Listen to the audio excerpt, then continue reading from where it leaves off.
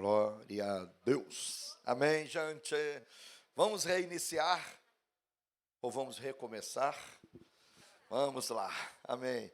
Eu estava falando sobre a autoridade e é interessante porque a própria palavra, né, autoridade, ela tem esse significado, que é poder de escolher, liberdade de fazer como se quer, o poder de autoridade. Agora, é muito importante entender que o significado bíblico de autoridade não é aquela autoridade imposta, é a autoridade da influência, do exemplo, do modelo. E isso é tão importante, gente. Ó, eu vou falar uma coisa para vocês. Alguns pastores às vezes falam comigo bem assim: Valmir, eu quero que você venha aqui para ministrar sobre oração. Nós temos poucos pastores no Brasil pregando sobre oração. Aí, isso eu ouvi de um, ouvi de outro, ouvi de outro. Aí eu falei bem assim, tá, por que isso? Por que isso? E assim, eu me questionei sobre isso. Eu vou dizer para vocês uma coisa. E, por favor, entendam, eu não estou querendo dizer que eu sou especialista nisso, não é isso que eu quero dizer. Mas vocês vão entender o que eu quero falar aqui. Nós estamos falando sobre influência, sobre você ter autoridade naquilo que você fala. Você pode falar sobre louvor sem orar. Você pode pregar sem orar. Você sabe qual é a média de oração dos pastores? Foi feita uma pesquisa anos atrás dos pastores americanos. A média de oração dos pastores americanos, 10 minutos por dia. Alguém já leu aquele livro, Por que Tarda o Pleno Avivamento? Leonardo Ravenhill, um grande homem de Deus, ele diz assim: um pastor que não ora pelo menos 2 horas não é digno do ministério que ocupa. Eu conheci um grande homem de oração, pastor de uma grande igreja em São Paulo, um amigo. Quando eu o conheci pela primeira vez, sentei na cadeira com ele, primeira vez que eu fui na igreja participar de um evento com 1.500 líderes, estávamos lá sentadinhos, era uma semana de imersão.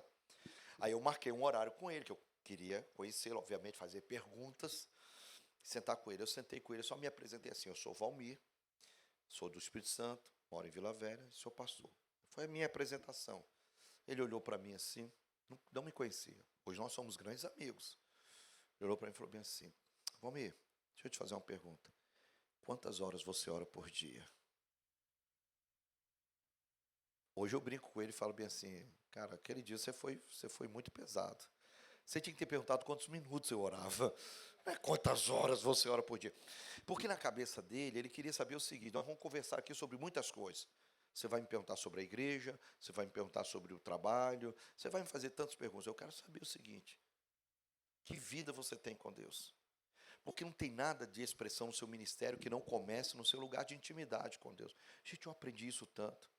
Eu aprendi tanto. Eu vi as adolescentes da igreja dele dando testemunho do lado dele. Meninas de 12, 14 anos, dando testemunho para a pastorada, dizendo bem assim: eu oro 2 horas todos os dias. Como é que uma menina de 12, 14 anos ora 2 horas todos os dias? O que é que essa menina faz? Aí ele fazia a pergunta. Ela: não, mas eu estudo. Eu sou considerada melhor, eu tiro as melhores notas da escola. Mas eu sou uma adolescente normal, de vez em quando eu estou no cinema, eu saio para comer pizza, mas a oração é a minha prioridade. Aí ele perguntou: e qual é o grande sonho da sua vida? Ela: um dia eu quero orar como os meus pastores, 5 horas por dia. Eu pergunto: uma menina dessa tem autoridade para falar? Você pode falar sobre casamento sem orar, você pode falar sobre música sem orar. Mas ninguém consegue falar sobre oração se não tiver uma vida de oração. Porque oração você transmite pelos seus olhos, pelo brilho nos seus olhos. As pessoas sabem, e queridos, aqui eu só tenho líder aqui, gente experimentada. Vocês sabem quando uma pessoa está debaixo da unção e ela não está. A unção nos autoriza. Quando Jesus disse para os seus discípulos: eu lhes darei autoridade quando descer sobre vocês o Espírito Santo, vocês terão poder para testemunhar. O que Jesus estava dizendo? Gente, vamos pensar aqui. Os discípulos já tinham passado pelo seminário. Só 3 anos e meio por aí de seminário com Jesus. Então, tudo bem que o professor não era lá essas coisas, né, gente? Jesus, né? Professor muito fraquinho.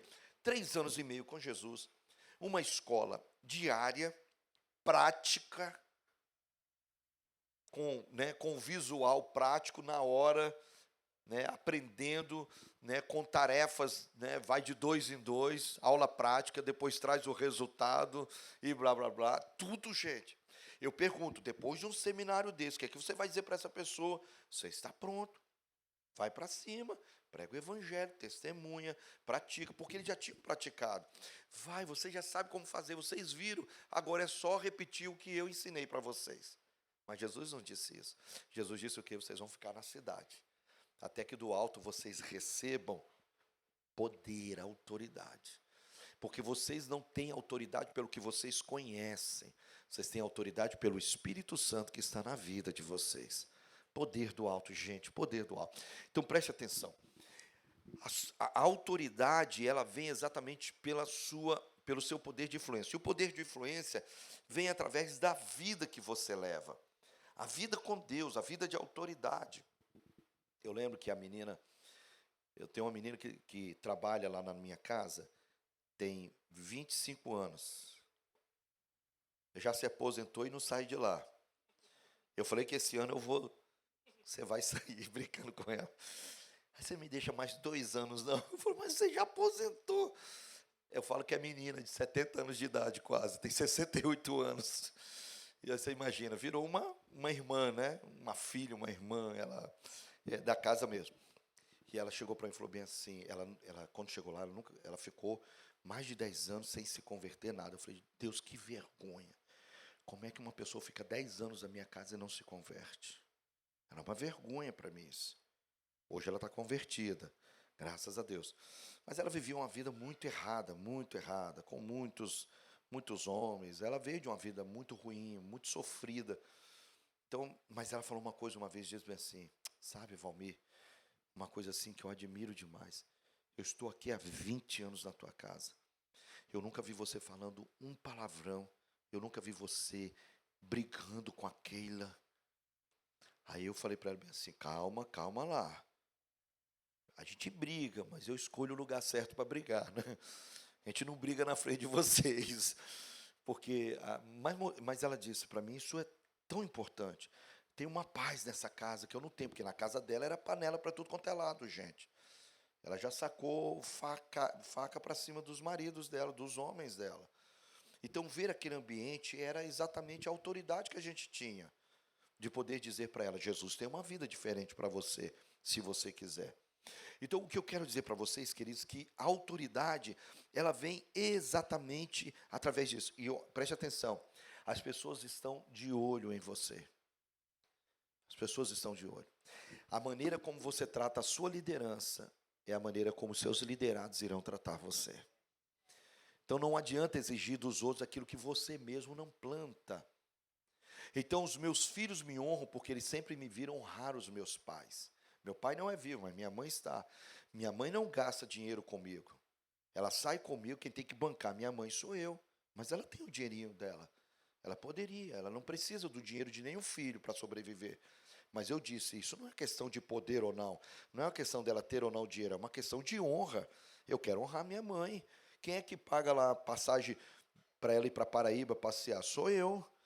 E gasto dinheiro com passagem aérea, mando dinheiro para ela, e no final ela ainda fala bem assim, tá precisando trocar a mesa aqui da casa, né? Aí quem vai bancar? Eu Valmir, vai eu lá de novo. E vocês acham que eu acho ruim? Não. Eu quero honrar a minha mãe. Então, os meus filhos vão me honrar na medida em que eles me vêm honrando também. Então, preste atenção, autoridade e obediência. Então, preste atenção. Muitas pessoas confundem e têm muita dificuldade exatamente aqui, queridos. Qual é a diferença disso aqui, ó? Submissão e obediência. E é tão interessante isso, porque as pessoas perguntam assim, qual é o limite da submissão? Qual é o limite da obediência? Então, é muito importante entendermos que a submissão ela é sem limite. Você tem que se submeter sempre. Então, por quê? Submissão fala de atitude do coração. Isso é importante. Não tem a ver com o que a pessoa é e com o que ela fala. Vou dar um exemplo para vocês. Saul era um rei, né, déspota. Saul era um rei apóstata. Saul era um rei que se rebelou contra Deus. Saul já não tinha mais a unção de Deus na vida dele. Mas Davi se submeteu a Saul.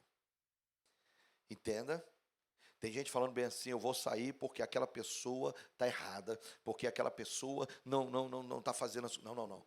Eu vou me submeter, porque independente disso, quem estabeleceu foi Deus, e só Deus tem o direito de tirar uma pessoa do lugar que ele estabeleceu. Isso é muito importante. Eu estou falando sobre submissão. Submissão. Agora, a obediência, não. A obediência, diferente da submissão, a obediência, ela não é ilimitada, ela não é a qualquer preço, não. Existe um limite na obediência.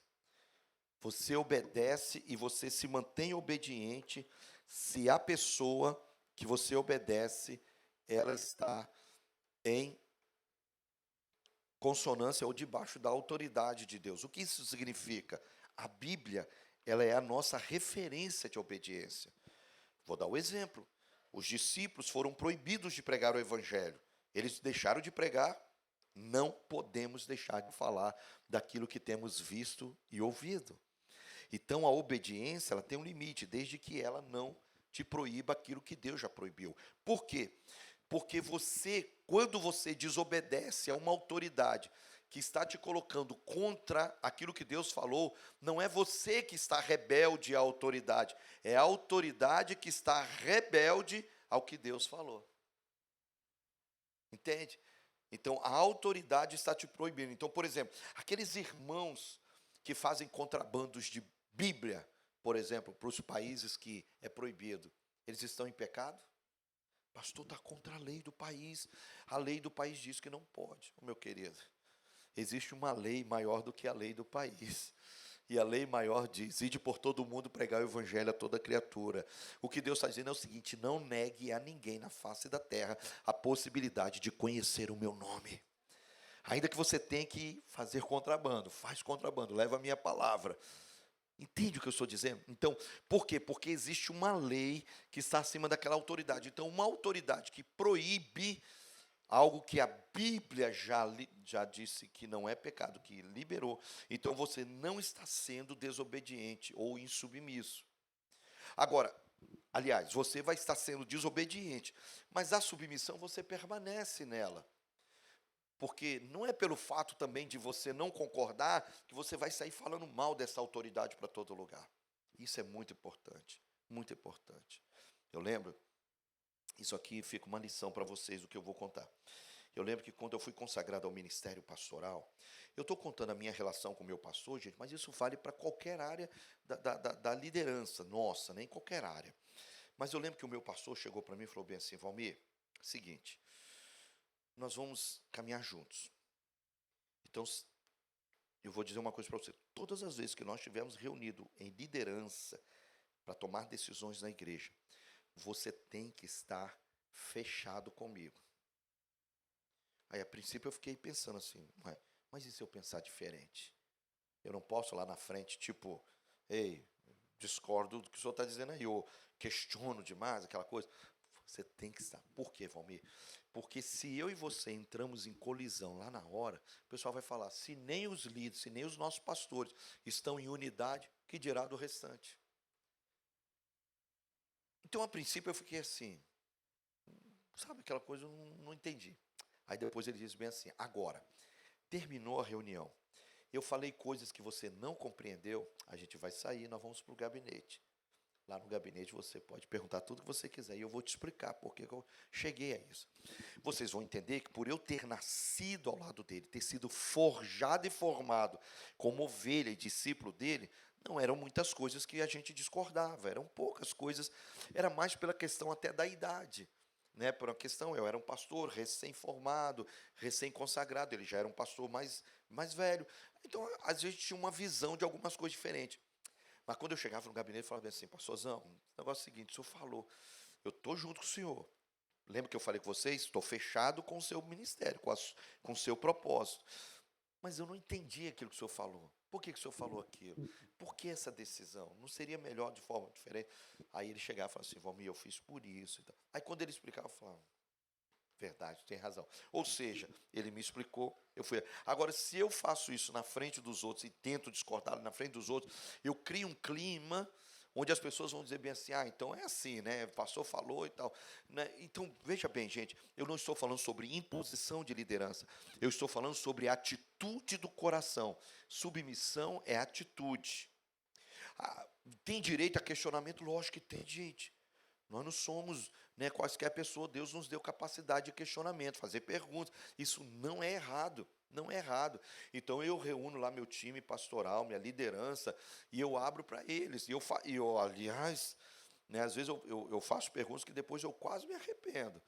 Aí eu fico fazendo perguntas, vamos fazer colocações aqui, o que, que a gente pode melhorar, fazer, que vocês estão vendo e tal, nessas últimas semanas, blá, blá, blá, que a gente faz a reunião periódica. Aí eu falo bem assim, e sobre o pastor de vocês? O que, que vocês têm a falar? Eu fiz isso com a minha esposa uma vez.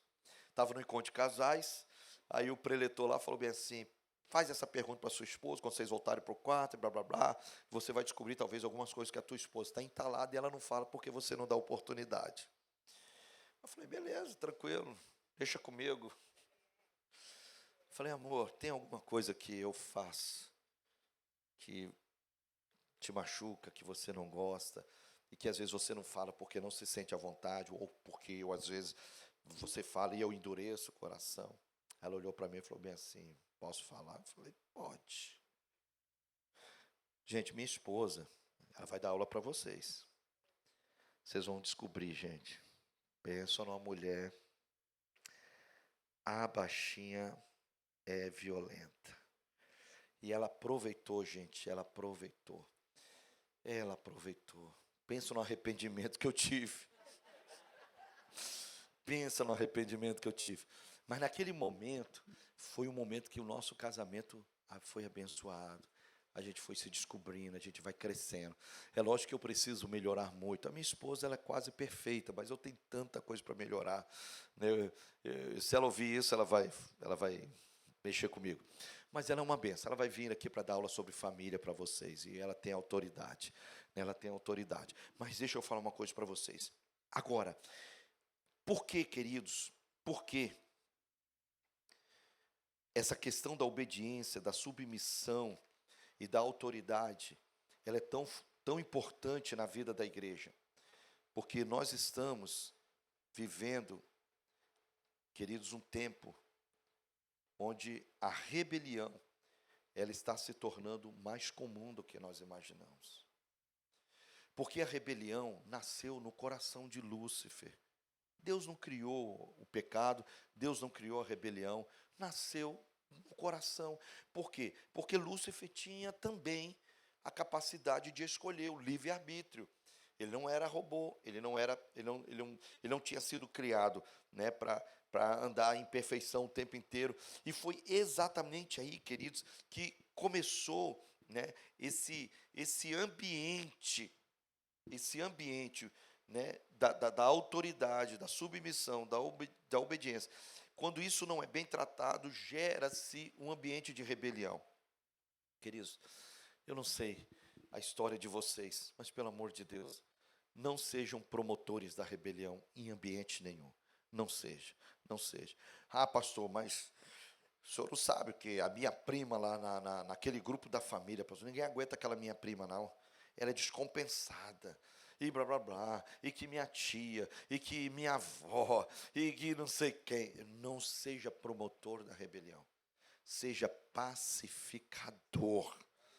Sabe? E aquilo que você não tem controle, joga nas mãos do Espírito Santo. Ele vai fazer, mas nós não podemos nos levantar e operar debaixo do espírito da rebelião, Então, é muito importante isso. Por isso, a dificuldade das pessoas no ensino. das pessoas em serem confrontadas. Antigamente, gravem bem essa frase, antigamente, o pastor confrontava a igreja. As ovelhas se arrependiam e mudavam de vida. Hoje o pastor confronta, as ovelhas endurecem e muda de igreja. Vou repetir. Antigamente, o pastor confrontava, as ovelhas se arrependiam e mudavam de vida. Hoje o pastor confronta, a igreja, as ovelhas endurecem e mudam de igreja. Ah, pastor, mas não é só de igreja que as pessoas estão mudando do marido, estão mudando de esposa, estão mudando de cidade, estão mudando de tudo, porque não aguentam encarar a mudança, porque a transformação não depende dos outros, a transformação depende de si mesmo. Então eu me rebelo não contra os outros, eu estou me rebelando contra mim mesmo, porque o rebelde, ele vai, queridos, sofrer os danos da sua rebeldia. O maior dano de um rebelde não é o que ele promove nos outros, é o que ele promove na vida dele. E aí, cedo ou tarde, a tua rebeldia te alcança. O rebelde se isola, o rebelde morre antes da hora, o rebelde sofre na pele o fruto daquilo que ele faz. Quantos filhos casaram, e aí depois a ficha caiu e ele disse bem assim, meu Deus, por que eu fiz isso com meu pai e minha mãe? Arrependimento. E não tem mais o pai e a mãe. Às vezes até para pedir perdão, você tem que ali, né, buscar a graça do Senhor e a misericórdia dele. Mas eu estou dizendo, queridos, que chega uma hora que essa atitude nossa vai nos encontrar. Agora, abra comigo aí em 2 Timóteo, capítulo 3, o versículo 16 e 17. E aqui, né, Paulo está instruindo a Timóteo, falando sobre o processo da Bíblia a respeito da repreensão. A repreensão. Ô, gente, eu não sei, né? Eu falo isso assim com muito cuidado, muito carinho. Como pastor, nós temos assim tantas crianças na igreja, e eu sei que não é diferente aqui com vocês, mas crianças que estão sofrendo com tantos transtornos na vida delas, tadinha, né? Já crescem com tantas coisas, né? Eu estou falando da dificuldade e que a gente assim tem que ter tanto carinho com elas, né? Por causa, né, dos limites que algumas estão tendo. Algumas são rebeldes por natureza mesmo, né? Porque foram mal direcionadas, mas outras têm suas questões emocionais, físicas, né? Biológicas e tudo mais. E a igreja está aqui para isso também, para acolher, abençoar. Agora, queridos, eu estou falando que existe uma dificuldade na repreensão. Há quantos anos que a sociedade vem batendo contra a igreja, dizendo assim, vocês ficam falando que tem que corrigir o filho com vara, isso não cabe mais nesse tempo. E aí, o que acontece? Alguns homens, tidos teólogos e pastores, estão dizendo bem assim, temos que fazer uma revisão da Bíblia. Temos que reescrever a Bíblia. Aí vamos cair naquilo que a Europa começou a fazer, tirar textos da Bíblia Sagrada, porque já não cabe mais para essa sociedade. Pastor, esse nome aqui não pode falar no púlpito mais não, pastor. Se o senhor falar, a tua igreja vai ficar vazia. Entende? As pessoas não querem a repreensão. Então, sabe aquela coisa assim, não, pastor, não pode repreender o meu filho, não, porque se repreender, ele entra em crise e tal, se descompensa, aí você já não corrige mais. E aquilo que não é corrigido, não é transformado, a repreensão não é objeto de ódio, não é objeto de ira, de raiva, é objeto de amor. Quem ama vai corrigir, quem ama vai repreender. Então, o texto fala exatamente isso, que a Bíblia, a palavra de Deus, ela nos foi dada para o ensino, repreensão, correção e educação na justiça. Repita comigo, ensino, repreensão, correção e educação na justiça. Então, preste atenção, se você observar bem, isso aqui é como se fosse um processo. Um processo. Você não pode exigir nada que antes você não ensine. Antes de você brigar com seu filho, por que você fez isso? Tem que dar um ensino para ele. Filho, o negócio é o seguinte, quando você acordar, você é responsável por arrumar a sua cama. Se ele não faz, você está autorizado a repreendê-lo, porque você já o ensinou. Então, nada pode ser cobrado até que primeiro você dê o ensino. Então, o primeiro passo é ensino, é a instrução que você vai dar, ok? Uma vez dada a instrução, agora você vai fazer o quê? Uma verificação se a pessoa está fazendo aquilo que você ensinou.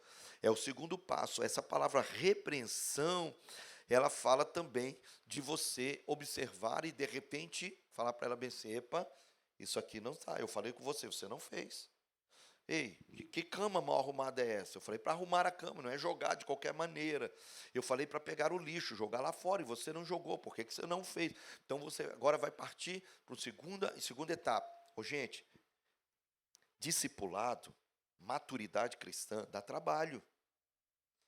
Ninguém cresce de uma hora para outra. Isso é trabalho, isso é todos os dias, repetindo a mesma coisa, falando a mesma coisa. Sabe aquela frase? O óbvio tem que ser dito. Agora, depois que você repreendeu, verificou, né, aquilo que você falou, provando se a pessoa realmente fixou, mas de repente ela vai e mesmo assim ela foge daquilo que foi ensinado. Aí vem a terceira fase, que é a fase da correção. E aí, na correção, você vai trabalhar para ela voltar novamente ao lugar correto. Por isso que o nome é correção, para voltar para o lugar correto. Então, isso é ensino, isso é repreensão, isso é chamar a pessoa, abrir a Bíblia ou falar das regras da casa e dizer, aqui funciona assim, é desse jeito. Então, por exemplo, meus filhos sabem, meu filho tem 30 anos, vai casar o ano que vem, mas ele não chega em casa a hora que ele quer. Eu falo, enquanto você estiver dentro da minha casa, a regra é da casa que você mora. O dia que você casar, você coloca a regra da tua casa. Mas aqui dentro tem regra. E ele faz isso tranquilamente, não há problema nenhum. Né? Não existe briga, mas as coisas são bem colocadas, são bem estabelecidas. Então, por exemplo, eles trabalham, eles têm o dinheiro deles. Mas eu falo, uma vez por semana, o lanche é por minha conta. De segunda até domingo. O lanche é por minha... Aliás, domingo não, de segunda a sábado. Porque no domingo, depois do culto, a responsabilidade é minha. Ainda. Por isso que eu estou querendo que ele case logo. Aí, gente, com todo respeito isso aqui, viu? Aí, isso eu falo assim, mas no fundo, brasileiro, gente, é um troço louco. A gente quer deixar os filhos do lado o tempo inteiro. Aí eu falo com ele o seguinte, vocês têm direito a um lanche. Pode ser na segunda, na terça, na quarta, na quinta, na sexta, no sábado, não tem problema. Vocês têm direito, fica por minha conta. O segundo, terceiro lanche, se vocês quiserem, é por conta de vocês. Porque eu coloco a comida na casa, eles podem comer todos os dias, tem comida para almoço, tem o jantar, tem café, tem tudo lá em casa. Agora, se vocês querem naquele dia fazer um lanche, não há problema nenhum. Mete a mão no bolso de vocês e faça. Só que eu já ensinei para eles como fazer uma planilha financeira. E eu disse, um dos vilões de uma planilha financeira é comer fora. E vocês sabem disso. Que o tal do iFood, do restaurantezinho, do eu mereço esse lanchinho, sabe aquela coisinha que você vai comendo? Aí você fala assim, não sei para onde está indo meu dinheiro. Não sei para onde está indo. Então, eu já ensinei como é que eles fazem uma planilha financeira. Por isso que eu dei a ordem para eles. Porque se deixar, gente, eles querem lanche todos os dias. Ai, pai, estou com a preguiça de ir lá, de mexer, de jogar esse bifezinho ali na panela, de esquentar isso aqui. Eu não posso pedir aqui pelo iFood. É tão simples, né, gente? Só que cai aonde, gente? Aqui. Não é no bolso deles. Só que quando eu falo isso, o que acontece? Eles diminuíram muito, estão comendo muito em casa. Eu falo, ué, você não quer pedir o lanche? Não, pai, tá muito caro, né? Ah, vocês aprenderam que está caro, né? Que joia, estão aprendendo. Mas o que eu estou fazendo com eles? Estou ensinando. Repreensão, correção. Agora, depois de tudo isso, ele ainda continua fazendo o que não deveria. Aí vem uma quarta etapa que se chama educação. E essa parte aqui, a palavra, eu estou falando aqui, porque eu puxei todas as palavras no grego, mas o significado aqui é um treinamento que pode caber aqui punições. Então, Chegou num ponto que você ensina, você repreende, você corrige, e a pessoa continua, aí aqui cabe algumas punições. E a punição é o quê? Às vezes tirar, dependendo da idade, você tira alguma coisa. Você diz, ó, então essa semana você não vai fazer, isso aqui você não vai ter. Aí a pessoa vai aprendendo que ela precisa ter responsabilidade. Você não pode deixar a pessoa fazer o que quer, como quer. Então, por exemplo, uma pessoa que não tem responsabilidade em arrumar a cama dela, ela vai cuidar bem dos instrumentos de Deus na casa de Deus? Ela vai cuidar bem das cadeiras, do ambiente. Ela vai chegar no banheiro e vai saber que não deve jogar papel higiênico dentro do vaso. Porque o que não é ensinado vai ser praticado lá fora. Eu estou falando, querido, sobre repreensão. Então, por exemplo, lá em Romanos 15, 14, Paulo fala, vocês, bem sei, meus irmãos, que vocês já estão cheios de toda bondade, de todo conhecimento e aptos para ensinar. Aptos para ensinar. O que quer dizer isso, queridos? Vocês estão aptos para admoestar, para corrigir, para advertir, sabe? Para censurar, mas tudo isso como? Com brandura. A questão, queridos, que não é só a repreensão, mas é uma repreensão amorosa. Eu aprendi com um pastor muito querido, pastor Abe Uber, né, da Igreja da Paz, e ele fala bem assim, que você deve aprender sempre a confrontar fazendo um sanduíche. Quando você vai confrontar alguém, primeiro você coloca o pão. O pão é o quê? Fulano, né? Olha, eu sei que você é uma pessoa maravilhosa, eu tenho visto assim você na igreja, eu estou muito feliz assim com o que Deus está fazendo, como você tem crescido e tal. Aí você elogia a pessoa, isso é o pão. Aí a pessoa, poxa, obrigado, obrigado. Mas eu posso fazer uma observação que eu acho que vai te abençoar, vai te ajudar muito e que eu vejo que você precisa. Não, com certeza. Olha só, a repreensão, agora eu vou dar o quê? O queijo, presunto, entendeu? O que está dentro. Aí eu vou e pá, falo, olha, mas eu acho que nessa área, sabe, eu tenho observado, você precisa melhorar. Eu estava vendo você, como você tratou sua esposa, você gritou com ela, eu achei aquilo tão esquisito no meio de todo mundo. E você é um líder tão abençoado, mas a palavra de Deus diz que você tem que tratar a sua esposa como Cristo trata a igreja. Gente, pensa numa repreensão, mas com amor, porque a repreensão, ela visa a mudança da pessoa. Aí eu vou repreender, ele vai abaixando assim, tal. Aí no final eu falo bem assim, olha, mas deixa eu te falar, mas eu sei que Deus vai te abençoar. Eu vou orar com você agora. Você vai melhorar. E vai lá, pede perdão à sua esposa, porque você foi tão ignorante com ela. Ela está triste, ela está envergonhada. As mulheres olharem e falar bem assim, meu Deus, que homem seco é esse? Aí fica aqui pregando a palavra, está aqui no Ministério do Louvor, mas tratou mal a esposa. Vai lá, pede perdão. Né, então, aí a pessoa sai. O que eu fiz? O que a pessoa fez? Repreendeu, mas com amor. Agora, queridos, imagina se eu chego perto dele e falo bem assim, ó, fulano tal, deixa eu te falar uma coisa para você. Que coisa feia que você fez, hein?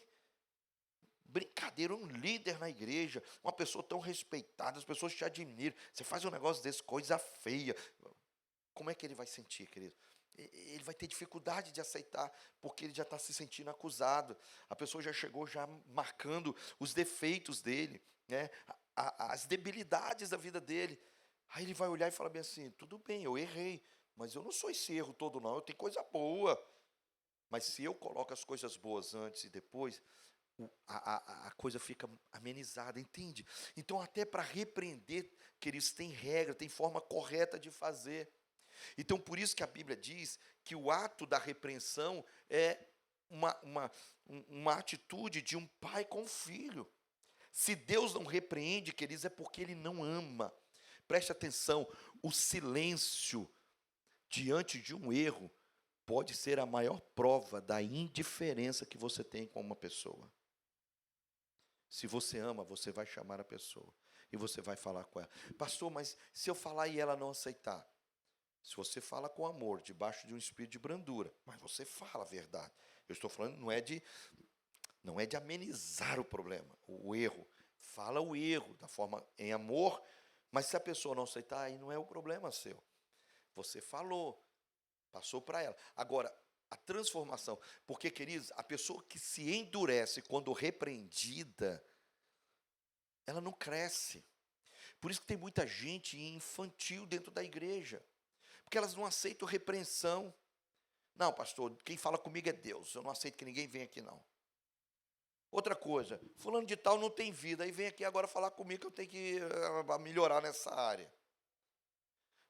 Ô, gente, se Balaão recebeu da boca de uma mula uma repreensão de Deus, Deus não pode usar uma pessoa que de repente não é lá essas coisas todas aos seus olhos? Será que Deus não pode pegar uma pessoa que às vezes tem uma vida até errada, mas naquela área ali Deus está usando ela para falar com você? E aí depende da humildade nossa, e você falar bem assim, olha, aquela pessoa ali trata mal a mulher dele, mas ele me repreendeu em relação ao meu casamento, e naquilo que ele repreendeu ele está certo, isso é humildade. Se você recebe e muda de vida, você cresce, e ele que te repreendeu continua com todos os problemas com ele, porque ele te deu um ensino que nem ele recebeu. Entende isso, queridos? Nós precisamos entender que é exatamente nessa hora que nós vamos estar sendo exortados pelo Senhor. Ó, a palavra admoestação na Bíblia fala de uma repreensão. Sempre que a Bíblia fala em admoestar, admoestai-vos uns aos outros, repreende um ao outro. Fala mais de repreensão, uma palavra um pouco mais dura. Quando a Bíblia fala exortai-vos uns aos outros, aí é o inverso. Geralmente a gente acha que exortar é a vara e admoestar é o cajado. A vara é para bater na cabecinha da ovelha e o cajado é para puxar a ovelhinha que está machucada, está ferida, está no buraco. Mas é o inverso, entende? A palavra exortar significa consolar. Lembra que Barnabé é chamado de filho da consolação? Em outras traduções está escrito assim, filho da exortação. Exortar, consolar. Essa palavra, queridos, é a palavra que Jesus usou para o Espírito Santo, o Consolador. Então, assim, exortar um ao outro, fala exatamente de consolarmos, mas fala de uma disciplina. O Senhor corrige a quem ama. Está lá em Hebreus 12, de 5 a 13. Diz que o Senhor corrige a quem ama. E que se não corrigir, não é pai. Se não corrigir, porque não é filho. Você não corrige o filho dos outros, você corrige o seu filho. Se Deus te corrige é porque você é filho. Se Deus te repreende é porque você é filho, você tem que estar feliz. Lembra quando a palavra do Senhor diz que boas são as feridas abertas por aquele que ama? Dói, machuca, mas no final é bacana demais.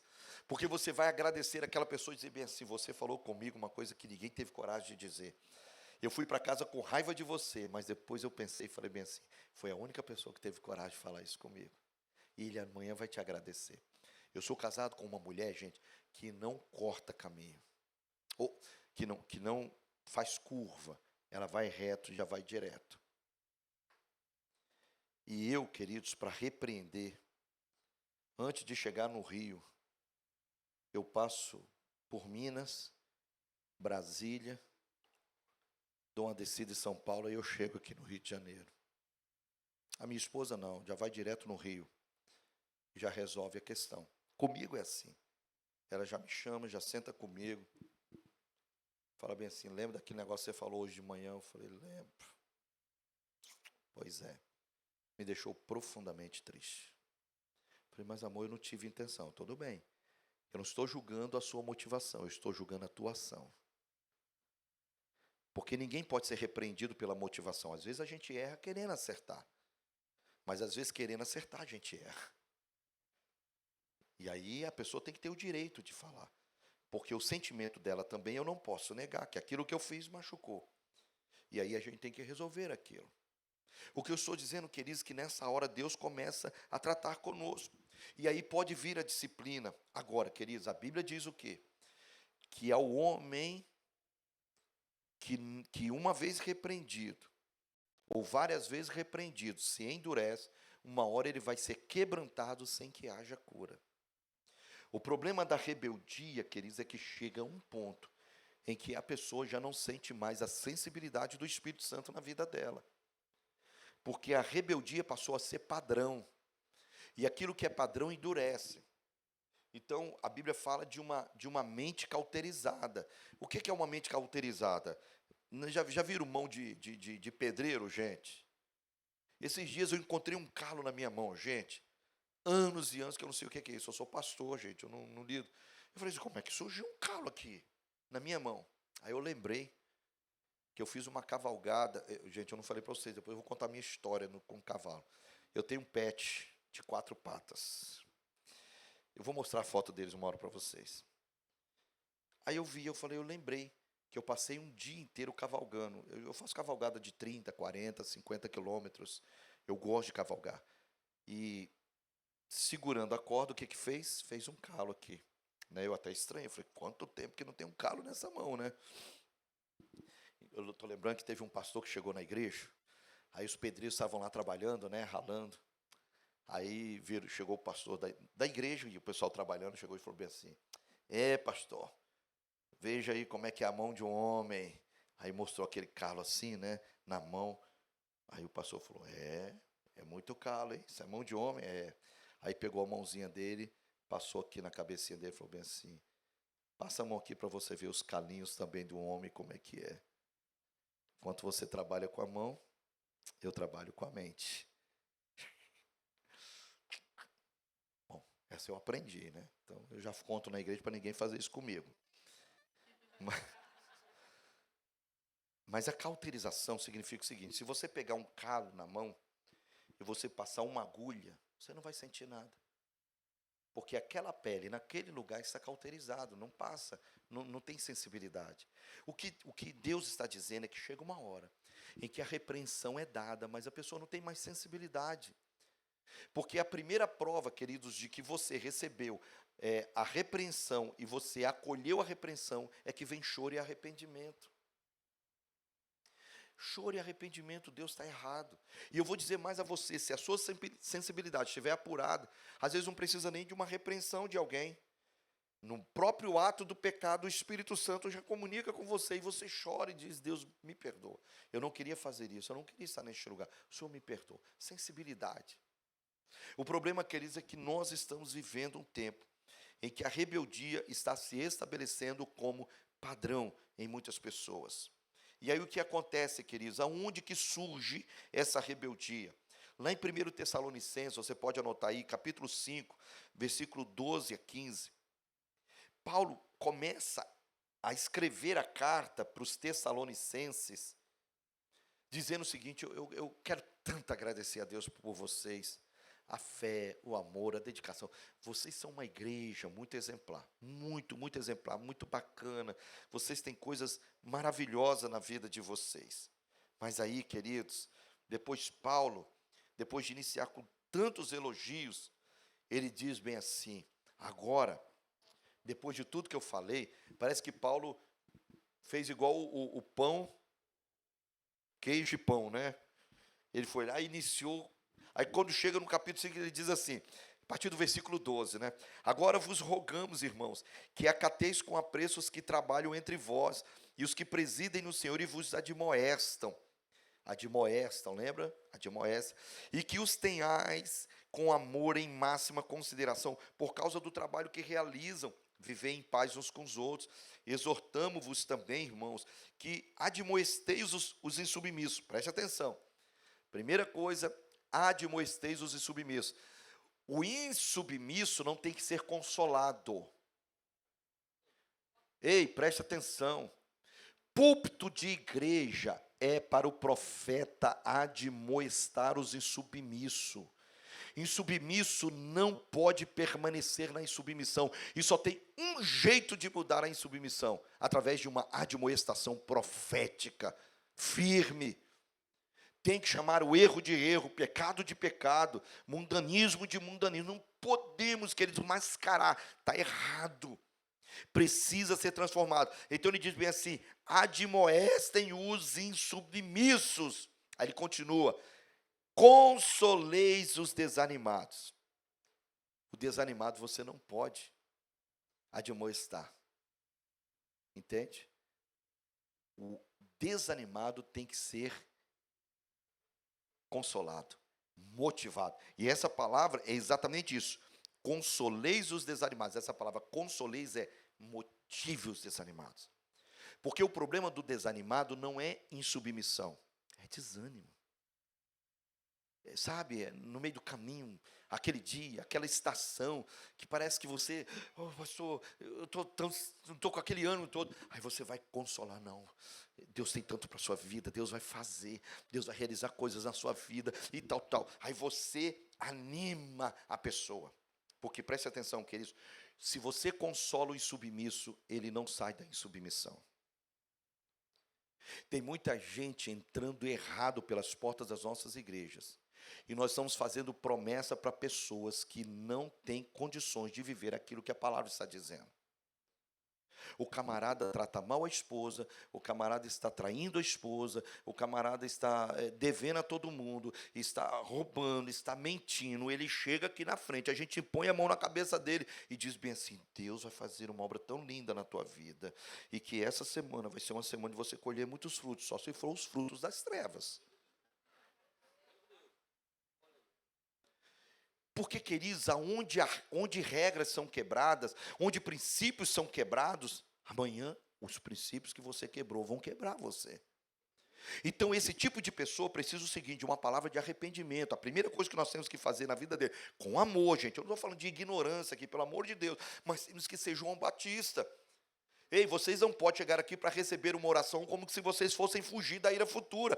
Produza frutos dignos de arrependimento. Se você roubava, não rouba mais. Se você mentia, não mente mais. Se você adulterava, não adultera mais. Se você era insubmisso, não será mais. Se você maltratava seus filhos, não vai maltratar mais. Se você brigava com seu irmão, não vai brigar mais. Muda de vida, produza frutos de arrependimento.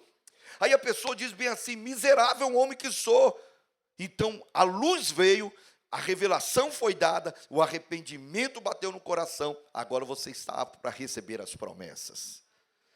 O insubmisso tem que ser confrontado. Agora o desanimado vai ser consolado.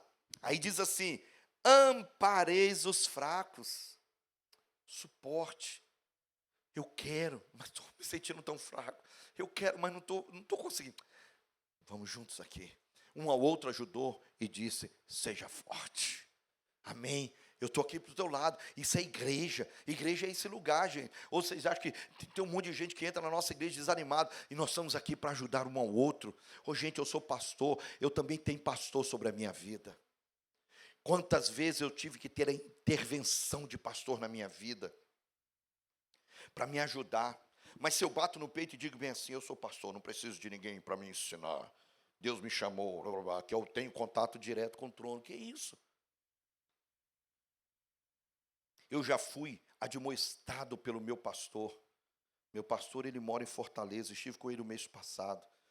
A gente se vê uma ou duas vezes no ano. O restante é via rede social.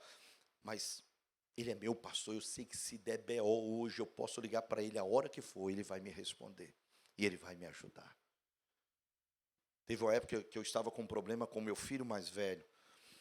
E à medida que eu endurecia com meu filho, eu fui me distanciando dele. E ele diz bem assim: Valmir, se você continuar assim, você vai perder o coração do seu filho. E aí ele falou bem assim: você vai, daqui para frente, você vai tomar essas posições. E ele foi me dando instruções, semana após semana.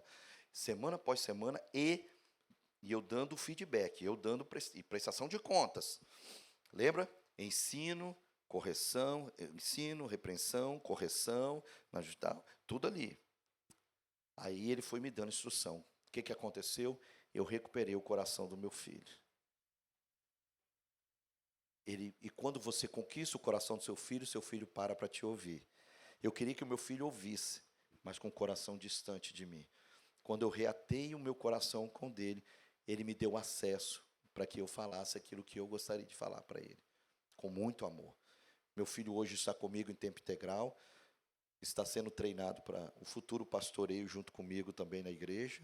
Está comigo aqui, vocês vão conhecê-lo, Vinícius, um menino de ouro. Todo mundo que o conhece ama o Vinícius, um menino muito bacana. Mas eu quase perdi o meu filho, Mas graças a Deus, pela misericórdia de Deus, e porque eu me submeti à direção do meu pastor. Entende isso, queridos? Pastor precisa de pastor, líder precisa de líder.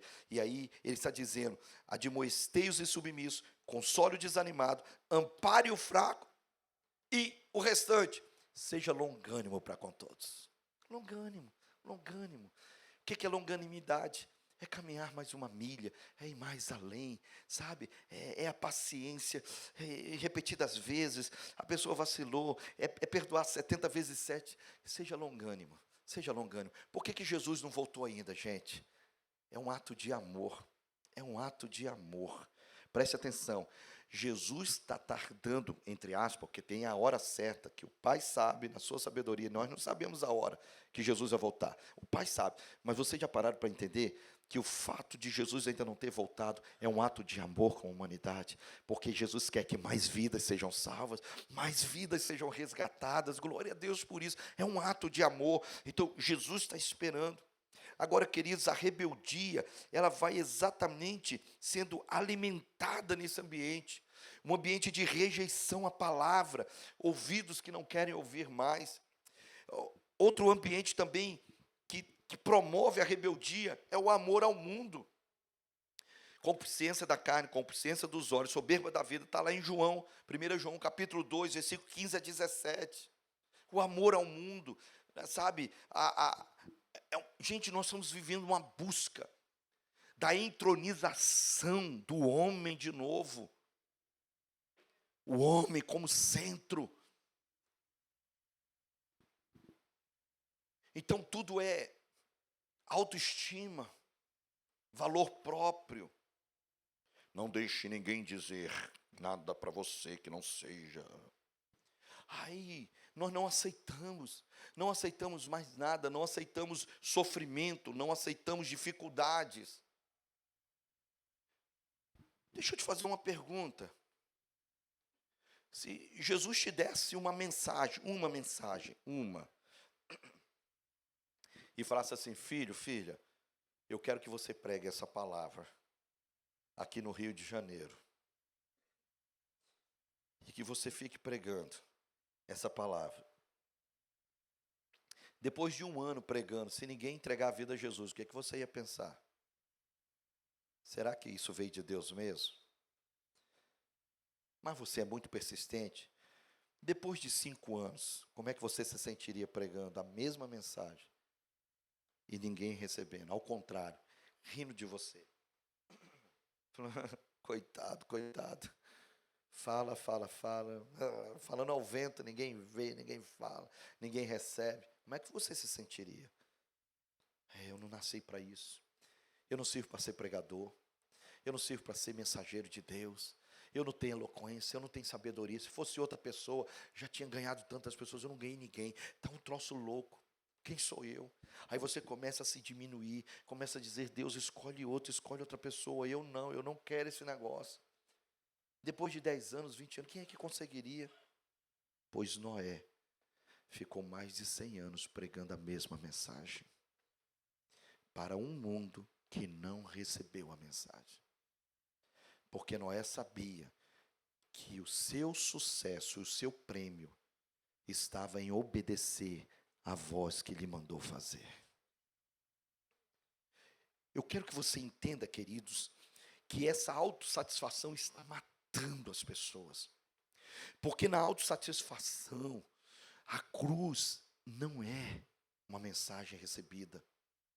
Então essa rebeldia é a rebeldia contra a cruz do Calvário, contra a obediência a Deus. Lucas 9:23, aquele que quiser vir após mim, negue-se a si mesmo, tome a sua cruz e siga. Como é que eu vou seguir algo que contraria a minha carne, o meu prazer, o meu sentimento, as coisas que eu amo na vida? Então a preservação de quem nós somos impede que a gente receba repreensão e se submeta à voz do Senhor. Pastor, a voz de Deus eu não tenho dificuldade, eu tenho dificuldade de receber da voz do homem. Eu tenho dificuldade que alguém chegue e fale comigo. Ora, meu querido, você é a pessoa que só Deus pode falar com você, mas ninguém. Quer dizer que Deus não pode usar um profeta. A Bíblia diz que Deus falava com pessoas por enigmas, mas com Moisés ele disse: eu falo face a face com ele. Mas deixa eu te falar, Esse Deus que falava face a face com o amigo Moisés, levantou um homem chamado Jetro, e Jetro ouviu a voz de Moisés. E Moisés ouviu a voz de Jetro. Então, ou seja, Moisés não se arrogou de ser o mensageiro de Deus e disse bem assim: quem é você, Jetro? Eu sou o grande Moisés, eu subi o Sinai, eu recebi os mandamentos, e você agora está querendo me ensinar? Queridos, quantos profetas Deus levanta na tua vida e você acha que não são profetas do Senhor? Quantas pessoas estão ensinando para você e Deus está levantando para corrigir a tua vida, corrigir rota, corrigir rota. Ou vocês acham que Deus trouxe o Valmir aqui hoje para falar com vocês essa aula? Vocês não acham que isso é correção de rota? Porventura, Deus não está trazendo a luz para você de muitas coisas erradas, posicionamentos errados, que nós precisamos consertar. E que enquanto não for consertado, a gente vai permanecer, porque o pecado que não é confessado e arrependido nos mantém no deserto até o final da vida. Aquilo que não é transformado nos impede de crescer. E aí vamos ser eternas crianças, 20 anos, 30 anos na igreja, lidando com os mesmos pecados. Uma igreja mimizenta, uma igreja dodói, que ninguém pode falar mais nada, porque nós não queremos levar a nossa carne para a cruz do Calvário. Temos dificuldade, porque nós queremos nos preservar. E a Bíblia diz que aquele que quiser salvar a si mesmo, ou seja, aquele que quiser se preservar, vai perder. Mas aquele que perder a sua vida, vai achá-la. Porque a vida não está em nós, a vida está em Cristo. A vida de Cristo através de nós. Essa é a vida que nós achamos, o propósito dele para nós. Só que isso exige um nível de humildade muito grande, para entendermos que nós estamos no processo de crescimento. Deus está falando todos os dias. Deus está mostrando, essa rota está errada, esse lugar você não pode continuar. O meu pastor, eu fiz uma confissão a ele um dia, eu falei com ele, e disse assim: meu pastor, tem um casal na igreja, que eu estou doido para mandar eles embora. Pensa, gente, uma vontade de dar uma carta de alforria, uma promoção para bem longe. E esse casal, deixa eu falar, eu não estou falando de... Foi uma grande prova no meu ministério, uma grande prova. Esse casal sentava semanalmente na minha mesa. Eu não disse quinzenalmente, eu não disse mensalmente, eu disse semanalmente. E ele começou a confrontar-se e a resistir a algumas direções, até o ponto que eu percebi que a gente não conseguiria caminhar. A Bíblia diz: como andarão dois juntos se não estiverem de acordo? Não é uma questão de amor, mas a questão que chegou de insubmissão, de rebeldia. E aí eu falei: nós precisamos orar a respeito disso. E aí eu, conversando com o meu pastor, eu falei bem assim: meu pastor, eu sou pastor, ele é ovelha. Eu penso que existem igrejas maravilhosas aqui na cidade, e eu vou orientá-lo para ele ir. E aí ele vai seguir o caminho dele. Ele falou bem assim: você não vai fazer isso. Porque se você fizer, você vai despedi-lo armado contra você. Tire as armas da mão dele. Mas o que significa isso? Diga assim: eu não abro mão de você. Eu falei: mas eu estou doido para abrir mão dele. Mas você não vai abrir mão dele. Ele tem que decidir ir embora, mas você não vai abrir mão dele. Mas ele está me ferindo, está me machucando. Valmir, o tratamento não é com eles, é com você.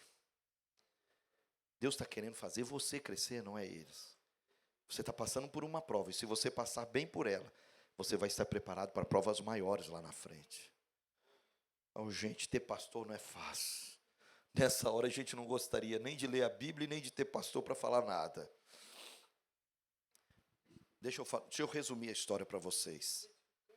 Pastor, quanto tempo isso durou? 7 meses. Pareceram 7 anos.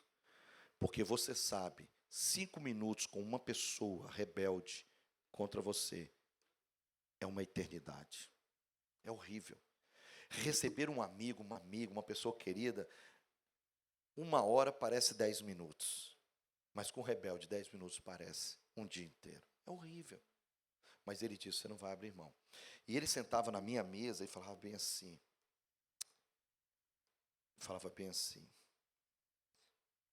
As peças estão se juntando. A hora que o quebra-cabeça juntar, eu vou te dar a decisão.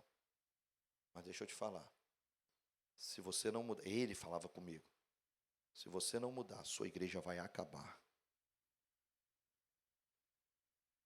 E eu, portanto, está repreendido em nome de Jesus.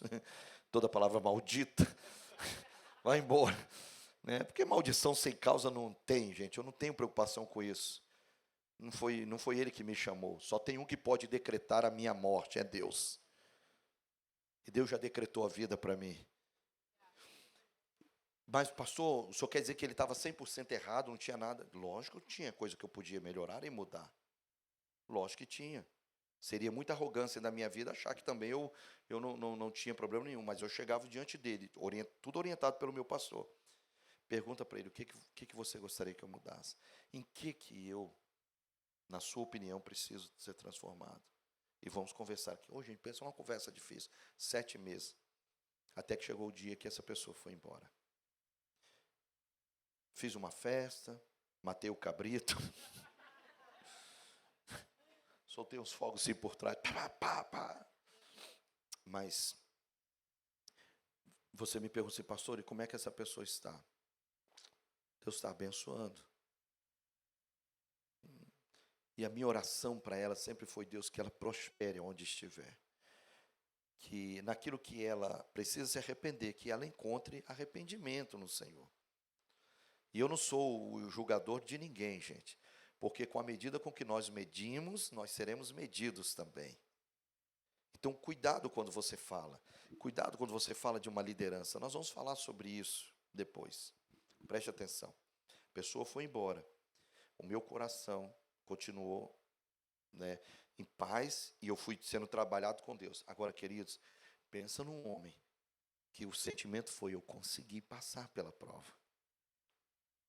Então, eu encontro, quando tem velório da família, se morreu a mãe, morreu o pai, morreu o irmão, morreu alguém, eu estou lá abraçando a família, consolando a família e dizendo, conta comigo. O filho casou, mandei presente para o filho. Não fui convidado, mas mandei presente a si mesmo. Não tem problema. Eu não vivo, preste atenção, gente. Você não pode se deprimir se a pessoa não te aplaude. Mas não se ensoberbeça quando a pessoa te elogia também. É tudo Deus, o aplauso é para Ele, a glória é dEle. E a própria perseguição é para Ele também. Porque se a pessoa te persegue, não é por você, é pela palavra que você carrega. E a palavra que você carrega não é sua, é de Deus. Foi esse o drama de Jeremias. Jeremias disse, Deus, eu estou tendo inimigos que não são meus. Esses inimigos que eu tenho, olha, gente, Jeremias não casou, Jeremias foi perseguido pelos irmãos, pela família, pelo rei, jogado no calabouço, foi jogado dentro da cisterna. Pensa no sofrimento do homem. Ele vira para Deus e fala, Deus, que vida louca é essa? 40 anos pregando e ninguém se converte. Então, Deus, não são meus inimigos, são inimigos do Senhor. Então, segura o PO ao Senhor, porque se eu não tivesse essa mensagem, eu estava tranquilo, amigão de todo mundo gostando de mim. Ninguém gosta de mim por causa da mensagem que eu carrego. Mas aí no versículo seguinte ele diz bem assim, mas só em considerar isso na minha mente, um fogo se acendeu nos meus ossos, mais forte do que eu. E eu virei como que dizendo, não me afasto do ministério profético. Vou continuar profetizando, ainda que o final eu seja morto e cerrado ao meio, ainda que me arranque o pescoço, eu continuarei pregando a tua palavra. Então, meu querido, preste atenção, mantenha-se humilde, mantenha-se debaixo da submissão a Deus. Porque a Bíblia diz que aquele que se humilha será exaltado. E esse é o caminho que nós não queremos. Porque quando nós somos humilhados, ou quando nós nos humilhamos, nós achamos que estamos perdendo, que estamos sendo rebaixados. Mas a Bíblia diz que aquele que se ajoelha para lavar os pés dos outros, esse é o maior dentre todos. Pastor, se eu fizer isso com aquele rebelde na igreja, pastor, ele vai se achar. Se ele já se acha sem eu fazer isso, se eu fizer então, ele vai dizer, graças a Deus que esse meu líder está reconhecendo o lugar dele. Ele está percebendo o erro que ele está cometendo. Não, não, não. E você sabe, não tem a ver com nada. Tem a ver com você se humilhando. Quando vocês estão entendendo isso, diga amém. Eu quero orar com você agora. Talvez nesse primeiro dia da nossa aula, esse primeiro momento, você começa a reconhecer que em algum momento da sua caminhada, talvez você esteve desse lado, da insubmissão, da rebelião. Talvez você diga assim, pastor, eu nunca me rebelei. Porque não existe rebelião sozinho. A rebelião sempre está ligado a um grupo, a pessoas. Mas talvez você tenha feito como Davi, cortado a orla do rei. Quando Davi fez isso, ele ficou profundamente triste. Ele não matou Saul. Ele nem feriu Saul. Cortou a orla de Saul. Talvez você hoje pense, pastor, se eu tivesse a maturidade que eu tenho hoje, eu não falaria coisas que eu disse lá atrás. Mas essa é a beleza do Evangelho. É a capacidade da gente recomeçar. Da gente fazer certo novamente. Da gente poder consertar as coisas que lá atrás ficaram. Talvez sejam relacionamentos que foram quebrados. Pessoas que ficaram machucadas ao longo do caminho. Às vezes, queridos, a gente está desfrutando de coisas maravilhosas. Mas a gente está deixando tanto cadáver lá atrás. Tantos cadáveres. Tantos cadáveres. Quantas pessoas sendo maltratadas, machucadas. E vocês sabem que a maledicência, a fofoca, ela tem sabor de mel. Ah, mas tem. É gostoso ao paladar. Pensa num negócio bacana, é você sentar e falar bem assim, você lembra de fulano de tal? Lembro. Menina, você não está sabendo. Ai, estou tão triste, o que foi que aconteceu? Menina, você não sabe. Aí você vai e conta, desnuda, fala mal. Não, eu não estou falando mal, estou falando a verdade. Está falando mal. Porque a verdade também pode ser um erro. Se você precisa ajudar a pessoa, vai até ela. Mas não fale dela, fale com ela. Troque o dela para o com ela. E fale com a pessoa. Talvez você hoje pense e fale, poxa, pastor, eu errei nisso. Essa aula também é para trazer um alinhamento aos nossos corações.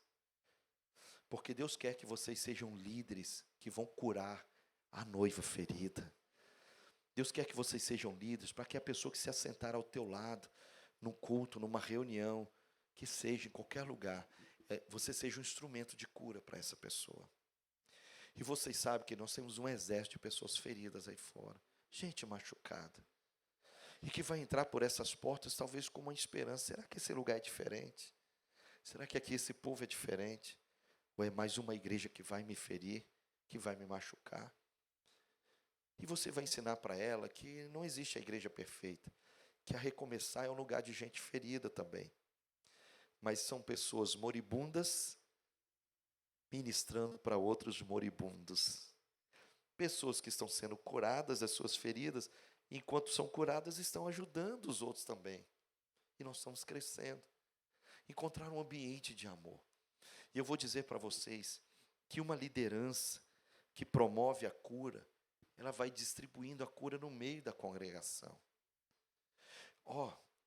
Nós podemos blindar a recomeçar, e aqui eu quero falar da recomeçar, mas nós temos as outras igrejas também. Nós podemos blindar a nossa igreja. Blindar como? Trazendo a paz, trazendo renovo, trazendo alegria e preservando a vida de todo mundo. Queridos, eu descobri que você pode amar pessoas que não te amam. Tem gente que tem dificuldade até de te abraçar e sorrir. Então, se você pega uma pessoa que não gosta muito de você, ou que tem restrições a você, não aperte a mão dela, dê um abraço. E a hora que ela precisar, seja o primeiro a estender as mãos. E a dizer, eu estou aqui para te ajudar. E ela vai olhar para você e vai dizer bem assim, eu falo dessa pessoa mal o tempo inteiro. mas foi a pessoa que mais me ajudou. O coração dela vai ser derretido. E ela vai descobrir que você é só a expressão de Jesus na vida dela. Amém, querido? Nós somos arautos. Preste atenção, um arauto, ele não fala de si mesmo. Ele só entrega a mensagem que recebeu do Pai. E Deus quer fazer isso na sua vida hoje. Você é um arauto, nós somos um arauto. Eu estou aqui ensinando para vocês, mas o Espírito Santo está ministrando tanto na minha vida aqui nessa palavra. Ah, como eu preciso ouvir isso todos os dias. Como eu preciso ouvir isso todos os dias. Porque como pastor eu sou provado todos os dias sobre isso. Todos os dias sobre isso. E o Espírito Santo está dizendo, você é um instrumento, talvez você seja a única pessoa que eu vou poder estender os braços de amor e misericórdia sobre essa pessoa. E se não for você, quem será mais? Eu quero que você fique em pé comigo agora. E de olhos fechados, ore ao Senhor. Vamos orar ao Senhor neste momento. Deus está preparando eu e você, queridos, debaixo de um ministério com muita autoridade. Com muita autoridade. Então, preste atenção. O poder, ele se expressa de duas formas. O poder se expressa no caráter e no carisma, no dom do Espírito, no profetismo. Essa é a expressão. Tem muita gente hoje se expressando no profetismo, mas sem fundamentação no caráter. Então, por isso que existem ministérios que voam rápido, mas da mesma forma que sobe e desce. Porque não tem base e fundamento. Porque o caráter é a garantia que o teu ministério vai permanecer no alto até o fim. Eu combati o bom combate, eu acabei a carreira e eu guardei a fé. Então, uma palavra como esta, talvez não trata o profetismo, mas trata o caráter. E o caráter é que vai nos fundamentar.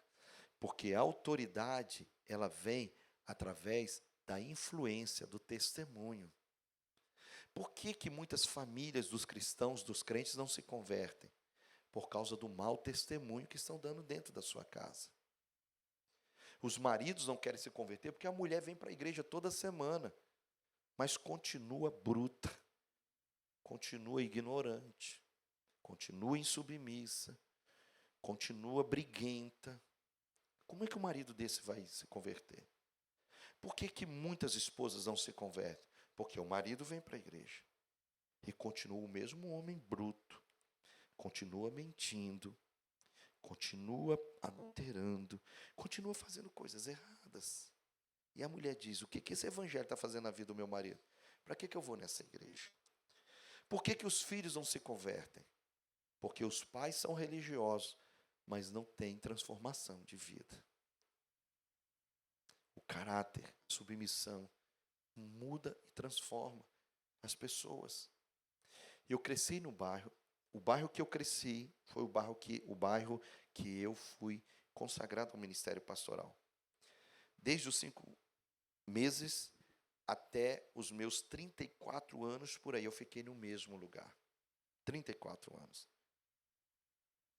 Os meus amigos que jogavam bola comigo na rua, peão, bolinha, eu tive infância, gente.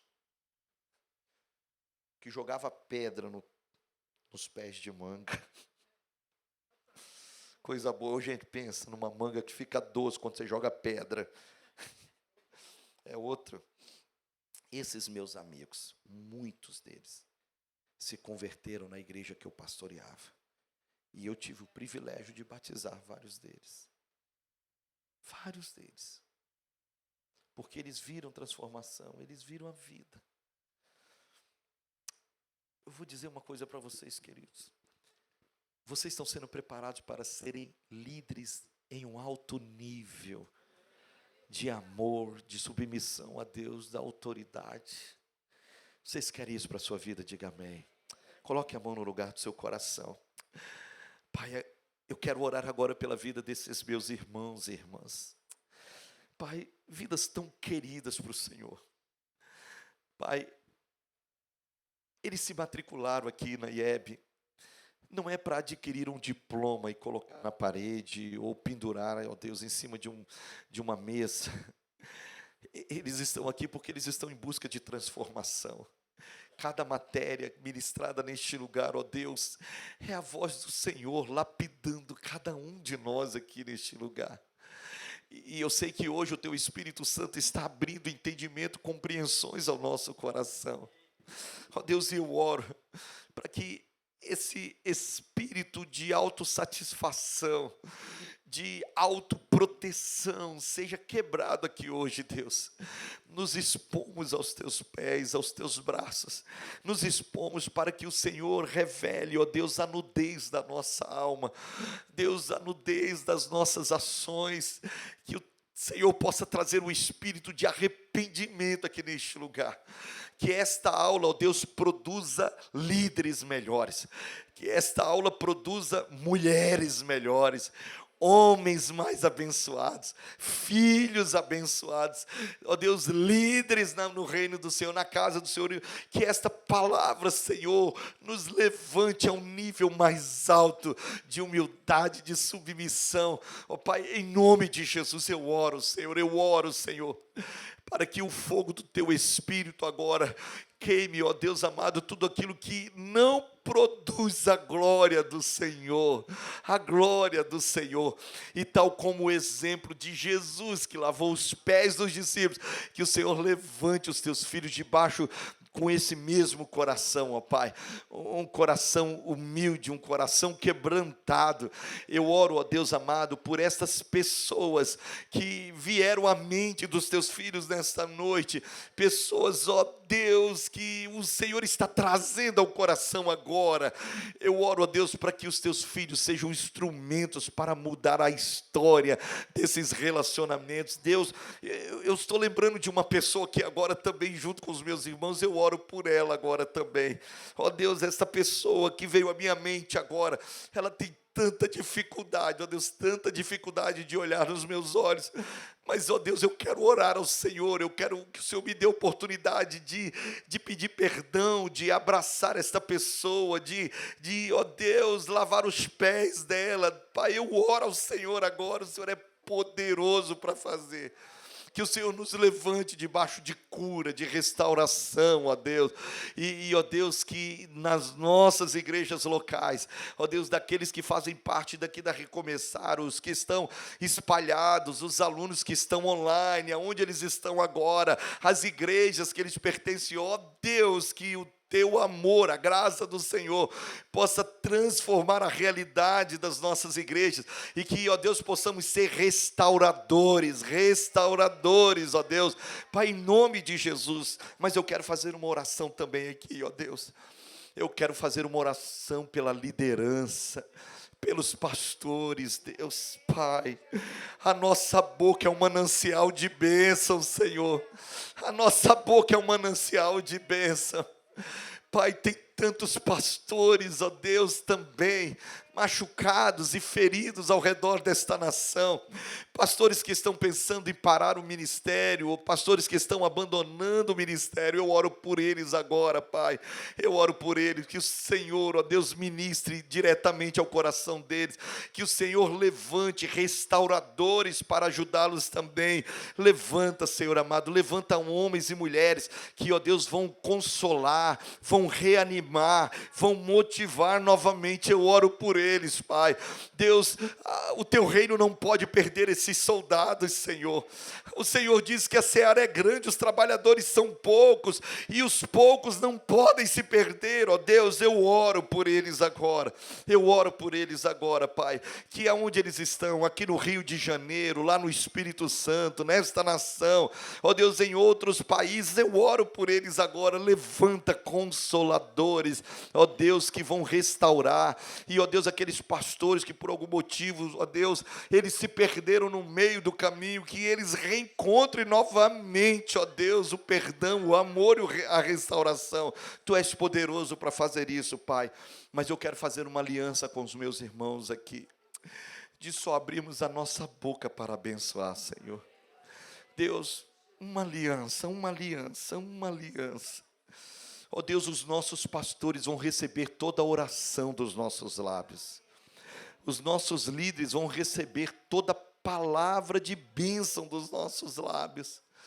mas não permitiremos mais, ó Deus, que Satanás nos use para falar aquilo que nós não cremos e não queremos. Nós não vamos produzir morte com a nossa boca, nós não vamos produzir maldição, nós não vamos produzir dissensão, nós vamos produzir comunhão, nós vamos produzir quebrantamento, nós vamos produzir alimento, nós vamos produzir vida, Pai, em nome de Jesus, em nome de Jesus. Eu declaro sobre a sua vida, queridos, aquilo que você e eu não somos capazes, o Espírito Santo nos fortalece nessa noite. Seja revestido de autoridade, seja revestido de graça, seja revestido de unção do Espírito Santo. Eu te abençoo, eu te abençoo. Eu declaro, amanhã, terça-feira, as pessoas que estarão com você verão que algo novo brotou na sua vida. Quando você pisar na tua casa, a tua casa vai saber que você veio de uma forma, mas não é a mesma pessoa que voltou. Algo novo brota da parte de Deus nessa noite. Eu declaro assim, em nome de Jesus. Se você recebe, dê um melhor aplauso a Ele, um brado de júbilo ao Senhor para sempre. Aleluia, amém e amém e amém, amém. Minha diretora, está abençoada? Amém? Então, a diretora falou, a gente libera, gente. Amém, todos vão para suas casas. Deus abençoe, queridos, uma noite bem tranquila e abençoada.